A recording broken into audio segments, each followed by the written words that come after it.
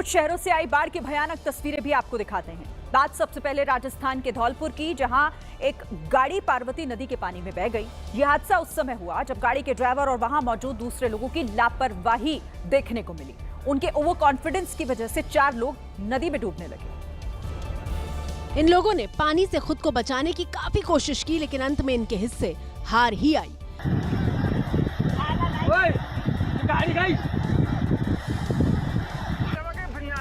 नदी के पानी में जाने का फैसला इनका खुद का था। पूरी प्लानिंग के बाद गाड़ी को पानी में उतारा गया। इस पिकअप गाड़ी के पहिए थोड़ी दूर ही पानी में सीधे चल पाए। इसके बाद वो गाड़ी धीरे धीरे नदी की तरफ मुड़ने लगी। ना गई।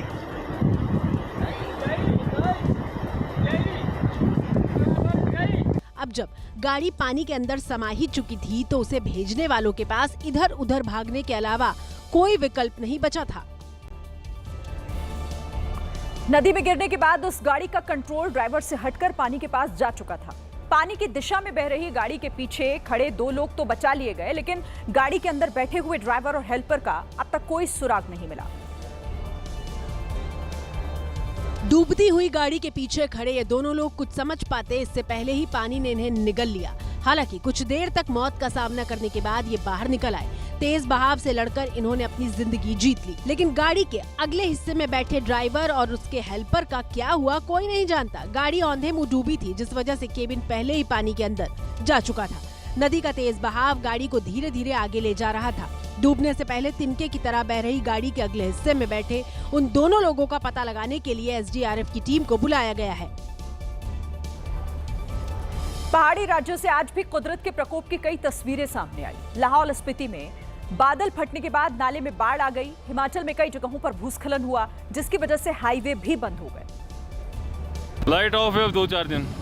लाहौल में बादल फटने के बाद नाले में पहाड़ से टूटकर बड़े बड़े पत्थर और मिट्टी के ढेर आ गए। भाई तो तगड़ा ही है। भूस्खलन के बाद चंडीगढ़ को लेह से जोड़ने वाला नेशनल हाईवे बंद हो गया। इसी हाईवे के एक हिस्से में मंडी जिले में भूस्खलन हुआ। लगातार बारिश के बाद मंडी जिले में पहाड़ दरका, जिसकी चपेट में आई गाड़ी पत्थरों के ढेर के बीच उल्टी पड़ी दिखी। चंबा जिले में भी सड़क टूट गई। लाहड़ू चौबाड़ी मार्ग पर बारिश के बाद पहाड़ कमजोर हुए तो सड़क का बेस भी टूटा। अब वहां चलने के लिए जगह तक नहीं बची।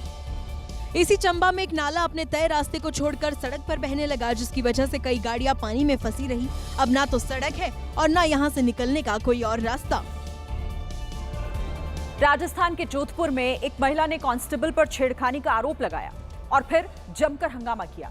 यह घटना 3 दिन पुरानी है, जिसका वीडियो अब सामने आया है। को नहीं छोड़ूंगी मैं, पुलिस वाला है तो आप रे घर है। जिसमें आरोपी कांस्टेबल लोगों की भीड़ से बचकर भागता हुआ दिखाई दिया। सामने आए वीडियो में कुछ लोग एक गाड़ी में बैठकर शराब पीते हुए नजर आए, जिनमें पुलिस कमिश्नरेट के कांस्टेबल भी शामिल थे। गलत नहीं बोलना, गलत नहीं बोलना, दारू पीना गलत नहीं बोलना, ठीक है। आरोप है कि इसी दौरान कांस्टेबल ने एक महिला से छेड़खानी की। इसके बाद उस महिला ने आरोपी कांस्टेबल को पकड़ लिया। इस दौरान वहां कुछ और लोग पहुंच गए। तभी आरोपी कांस्टेबल वहां से भागा और एक ट्रक के पीछे छिप गया, लेकिन लोगों ने पीछा कर उसे पकड़ लिया। इसने मुझे छेड़ा है बड़ी पब्लिक में भैया, ठीक है ना। दारू पी रहे थे 4 पुलिस वाले गाड़ी में और इसने बोला है कि आगे गाड़ी में बैठ। हैरानी की बात यह है कि ये घटनास्थल से मात्र कुछ मीटर की दूरी पर पुलिस की एक गाड़ी भी खड़ी थी, लेकिन उस वक्त पुलिस वालों ने कोई एक्शन नहीं लिया। और ये गाड़ी खड़ी है यहाँ पे, कोई एक्शन नहीं है, ये पुलिस वाले आए। बाद में लोगों ने फोन किया, जिसके बाद पुलिस मौके पर पहुंची, लेकिन उस महिला ने आरोपी कांस्टेबल का वहां भी पीछा नहीं छोड़ा। आरोपी कांस्टेबल को पुलिस की गाड़ी में बैठाने के बाद वो महिला खुद भी उस गाड़ी में बैठी और उसे थाने ले गई। राजस्थान के झालावाड़ में हुए स्कूल हादसे के बाद से छात्रों में डर का माहौल बना हुआ है। कोटा में डिग्री कॉलेज के छात्रों ने अनोखा प्रदर्शन कर कॉलेज प्रबंधन की नींद तोड़ने की कोशिश की।